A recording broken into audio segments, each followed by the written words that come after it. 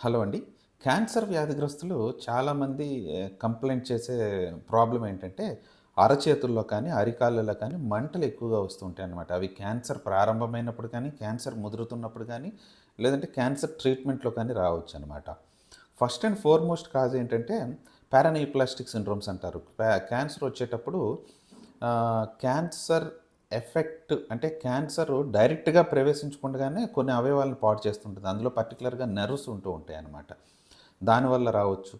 లేదంటే క్యాన్సర్ ముదురుతున్నప్పుడు ఆ క్యాన్సర్ అనేది డైరెక్ట్‌గా నరాల్లోకి ఇన్ఫిల్ట్రేట్ అవుతున్నప్పుడు గానీ రావచ్చు.